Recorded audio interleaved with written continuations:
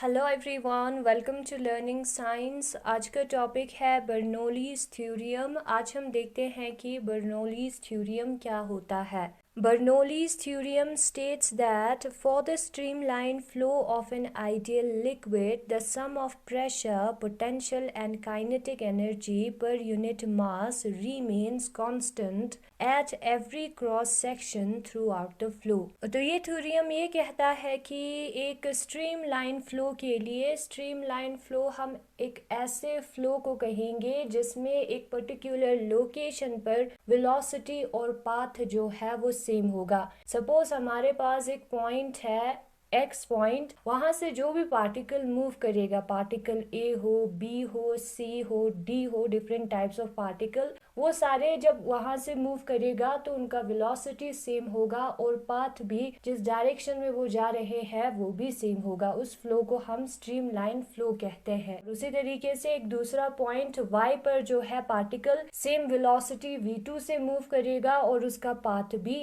Same होगा जितने भी पार्टिकल उस पॉइंट से मूव करेंगे। यानी कि एक आइडियल लिक्विड जब स्ट्रीमलाइन फ्लो में जा रहा होगा उस वक्त जो प्रेशर एनर्जी, पोटेंशियल एनर्जी और काइनेटिक एनर्जी, जो कि हमने पहले वाले वीडियो में किया था, पर यूनिट मास जो है वो कांस्टेंट रहता है। That is P upon rho, जो कि हमारा pressure energy per unit mass है। GH जो है हमारा potential energy per unit mass है और 1/2v² हमारा kinetic energy per unit mass है। उसका सम जो है वो कांस्टेंट होगा। N ideal liquid is one which is incompressible and non viscous. Ideal liquid जो है एक ऐसा लिक्विड है जो कि इनकम्प्रेसिबल है, उसको हम कंप्रेस नहीं कर सकते। कंप्रेस नहीं कर सकते मतलब कि उसका डेंसिटी चेंज नहीं होगा। एंड जो नॉन विस्कस होता है, जिसमें विस्कोसिटी नहीं होता है, वैसे लिक्विड को हम कहते हैं ideal liquid. Proof: consider a tube of variable cross section through which an ideal liquid is in streamline flow।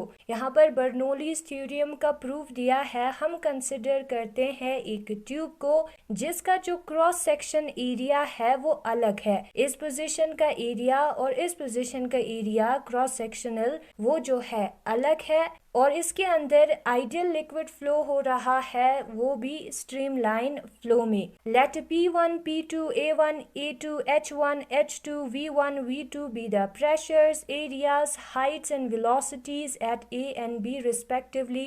हम सपोज करते हैं कि जो पॉइंट A है वहां पर जो प्रेशर है वो P1 है, एरिया A1 है, हाइट H1 है और वेलोसिटी v1 है। और उसी तरीके से ये जो पॉइंट B है उधर प्रेशर है P2, एरिया है A2, हाइट जो है H2 है और वेलोसिटी जो है v2 है। Further let rho be the density of liquid throughout the tube. और ये जो पूरा ट्यूब है उसके अंदर लिक्विड का डेंसिटी जो है वो रो है और ये चेंज नहीं होगा because this is an ideal liquid. Ideal liquid में डेंसिटी कांस्टेंट रहता है। Since the liquid flows from A to B, liquid जो है वो A से B की तरफ क्या हो रहा है, फ्लो हो रहा है। Therefore P1 is greater than P2, तो P1 जो है P2 से ग्रेटर होगा। अब ये जो P1 है वो P2 से ग्रेटर क्यों होता है उसको हम बाद में देखेंगे। The mass m of the liquid crossing per second through any cross section of the tube is.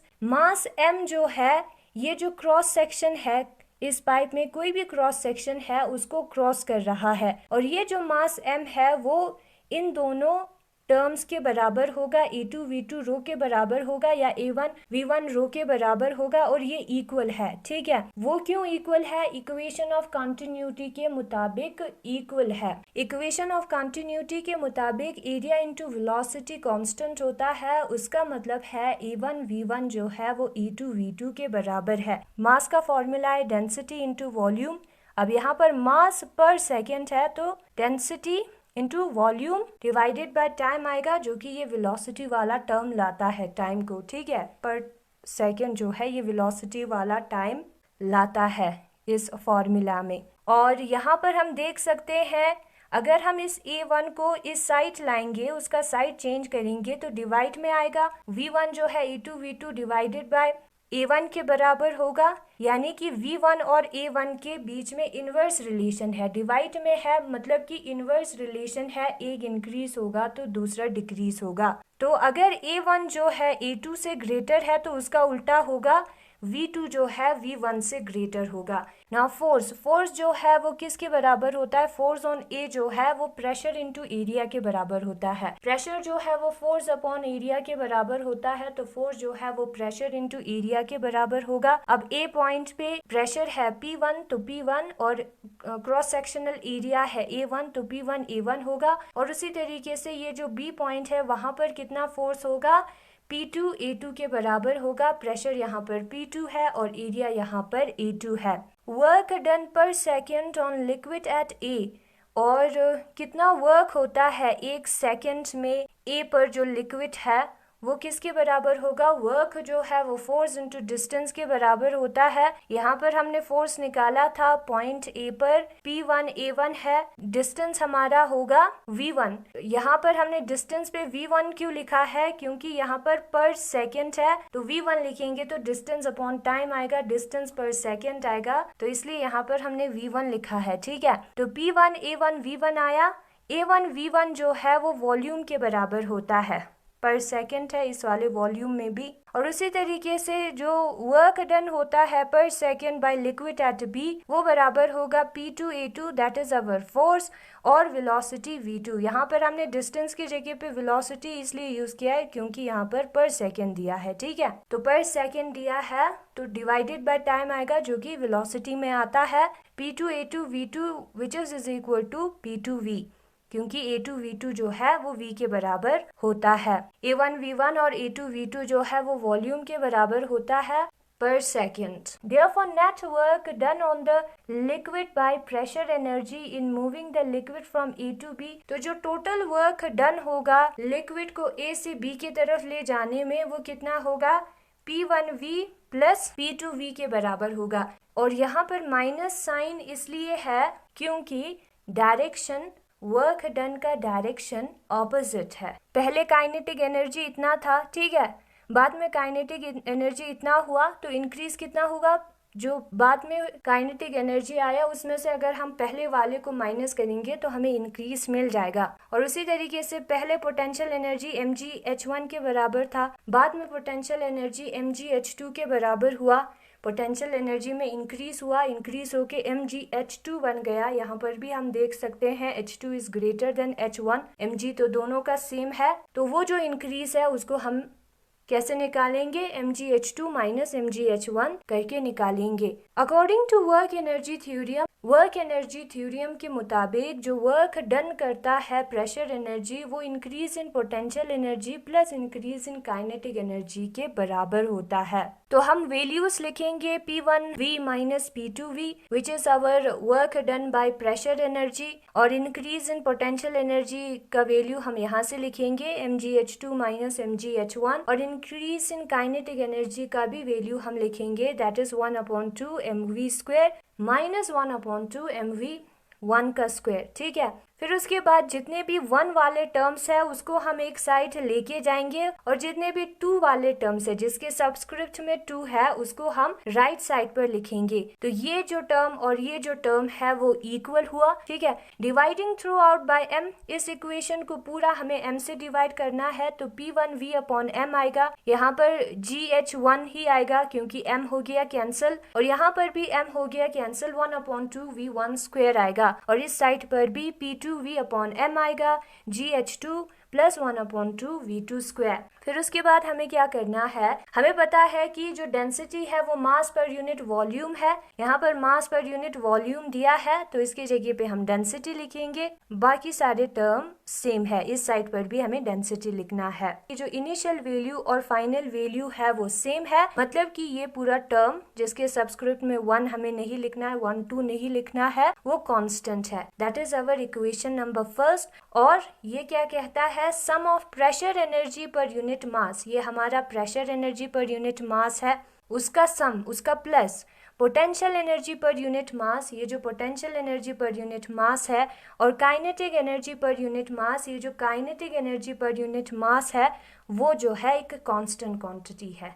ये रिलेशन यही बताता है। अब यहाँ पर सेकंड फॉर्म भी दिया है। सेकंड फॉर्म में क्या करना है, multiplying the above equation by rho we have. अगर हम इस वाले इक्वेशन को रो से मल्टीप्लाई करें तो क्या होगा, यहाँ पर रो से इंटू आएगा, नीचे रो है हो जाएगा कैंसिल, बचेगा प्रेशर। यहाँ पर हमें रो से इंटू करना है तो हमें मिलेगा रो जी एच, और इस टर्म को भी हमें रो से इंटू करना है तो 1/2 रो वी स्क्वायर आएगा, which is equal to constant, जो कि कांस्टेंट के बराबर है। ठीक है, और ये है हमारा इक्वेशन नंबर सेकंड। फिर उसके बाद यहाँ पर दिया है application of continuity theorem and Bernoulli's theorem. Continuity theorem और बर्नौलीज थ्योरम का एप्लीकेशन यहाँ पर दिया है। यहाँ पर कहा है when a fluid flows in a horizontal pipe of varying cross section the gravitational potential energy remains the same, H is constant throughout the length of the pipe. जब फ्लूइड जो है एक हॉरिजॉन्टल पाइप में move करता है, horizontal means सीधा, और उसका क्रॉस सेक्शनल एरिया अलग है जो कि यहाँ पर फिगर में दिखाया है, तो जो ग्रेविटेशनल पोटेंशियल एनर्जी है वो कांस्टेंट रहेगा, क्योंकि ग्रेविटेशनल पोटेंशियल एनर्जी हाइट पे डिपेंड होता है और ये जो फ्लूइड है वो सेम हाइट पर प्रेजेंट है। हाइट हमारा कांस्टेंट है, इसलिए ग्रेविटेशनल पोटेंशियल एनर्जी भी वही रहेगा दोनों पॉइंट्स पर। देयरफॉर फ्रॉम बर्नौलीज थ्योरम, तो अगर हम बर्नौलीज थ्योरम में देखेंगे